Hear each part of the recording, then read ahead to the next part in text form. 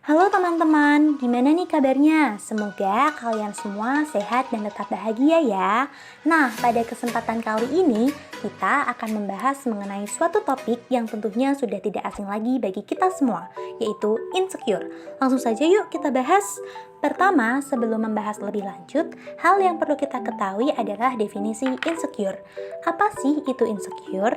Menurut Abraham Maslow, insecure merupakan suatu keadaan di mana individu merasa tidak aman, kemudian menganggap dunia sebagai sebuah hutan yang mengancam, dan menganggap manusia itu berbahaya dan egois.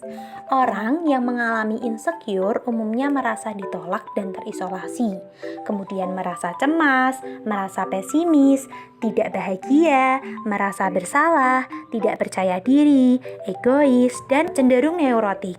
Mereka akan berusaha untuk mendapatkan kembali perasaan secure atau perasaan aman dengan berbagai cara. Lalu, apa sih yang menyebabkan seseorang insecure? Penyebab seseorang insecure adalah 1. Mengalami kegagalan atau penolakan.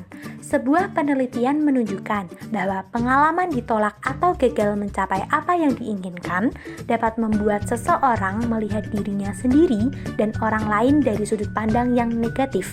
2. Mendapatkan penilaian kurang baik dari orang lain.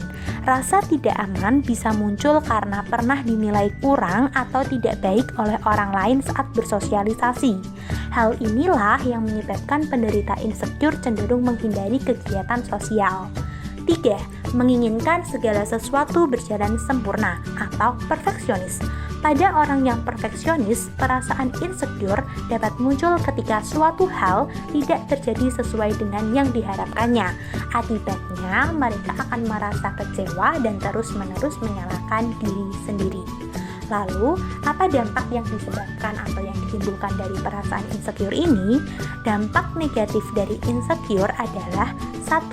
Individu dapat menderita gangguan mental seperti depresi, gangguan makan, gangguan kecemasan, gangguan kepribadian narsistik, gangguan kepribadian ambang, dan gangguan kepribadian paranoid.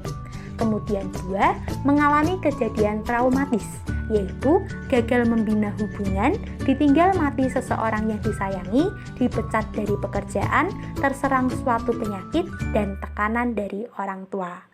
Lalu, bagaimana sih cara mengatasi perasaan insecure itu?